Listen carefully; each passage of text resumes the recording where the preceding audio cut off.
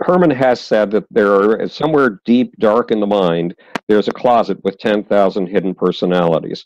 One of the things that I discovered, we're going to get out of chronological order, but one of the things that I discovered when I first became full-time involved with rock and roll was the story of Alice Cooper. And the story of Alice Cooper reveals something about the question that you just raised. Okay. Alice Cooper was a little bit like me when he was a kid. His mom used to dress him up in a suit every day, and he was a gawky, thin, with a huge nose. I was gawky, thin, with a huge nose. I can identify. I never wore suits, though. And he was always a teacher's pet. And the result was the other kids hated him. And he was kicked around and beaten and excluded the way that I'd been kicked around and beaten and excluded. Then one day, a neighbor was in his kitchen who was into a Ouija board and making contact with spirits through the Ouija board. So a spirit allegedly contacted her and said, I am the ghost of a witch who was burned at the stake in the 16th century. Or 17th century. And you, pointing to Alice, I'm pointing to, his name was Vince Fournier at the time, pointing to Vince, you are my modern reincarnation.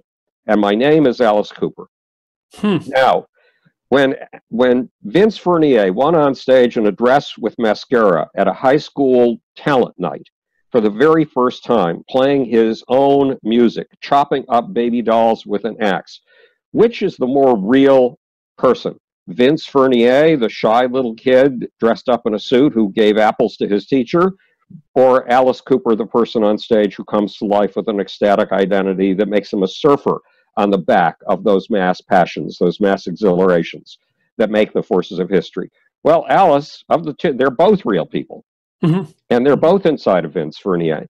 But the one that's in there that has the greatest passionate intensity is the Alice Cooper, not the Vince Fournier. And that's why, though he had been picked on and none of the kids in his school had liked him, the minute he finished his first performance, all the football guys who used to beat the crap out of him surged down to the foot of the stage and volunteered to be parts of his band. And when he was super famous, some of those guys were still mainstays of his band. We carry many selves around inside of us. And my job in PR was to find people who deserve to be iconic. And then to explain to them, first of all, I will not, if you think that I, as your publicist, am going to fashion an artificial mask, an image, and through that make you a star, I'm going to get you an appointment with my best competitor immediately. You'll be with him in hours. If you're going to work with me, you have to understand something. The music you make is about human soul. That comes from the very soul of you. And what happens to you when you go out on stage and feel as if yourself leaves you and you are danced like a puppet, or like a puppet on a string, like a marionette on stage, the force that moves you, that's one of the gods inside of you. That is your soul. And what you're experiencing with that audience is a soul exchange. If you're willing to put up with the fact that music is not about marketing, music is not about product, music is not about downloads, music is about the exchange of human soul, then I will work with you. And that's quite the statement for a Zionist atheist Jew. Yes, it really is. Soul in that manner. That, you know, I listened to Alice Cooper a lot when I was a kid, and still now, especially that record, Welcome to My Nightmare, which I think is an absolute classic. You know, there's a couple of pop songs on it, which I think, I mean, record companies did that a fair bit on concept albums. You know, they'd throw a pop hit on there, but as a concept album, it's brilliant, and it's really well arranged, and it's really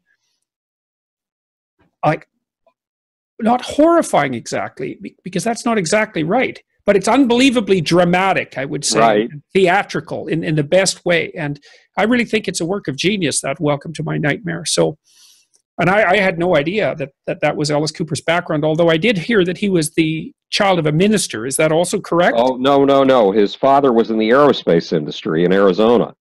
Oh, okay. So big aerospace territory. Right. But a lot of the kids who were turned on to Alice Cooper and were turned on by other shock bands like that were the children of ministers, the children of deeply religious people, children of the religious right. Right, because he's bringing out the other side of things. He was bringing out the other side of things. Right. Yeah, well, he's obviously the precursor of people like Marilyn Manson. Yes, exactly. Marilyn Manson was a sort of cheap, even though Marilyn Manson was kind enough to be good to me, Marilyn Manson was a kind of cheap takeoff on Alice Cooper. Didn't have the staying power that Alice seems to have had. But the point is that one of the things that I told you, if you were going to be my client, is you don't just owe your audience your songs. You owe your audience your life. Now, Jordan, it took me 20 years to articulate what I meant by that. And it's simply that if you deserve to be a superstar, then you will become an iconic figure. And 12-year-old kids will paste posters of you up on their bedroom walls. And you will be, the concept of the trellis, you grow a tomato plant on a trellis. Well, you will be the trellis on which people grow. You will be the role model.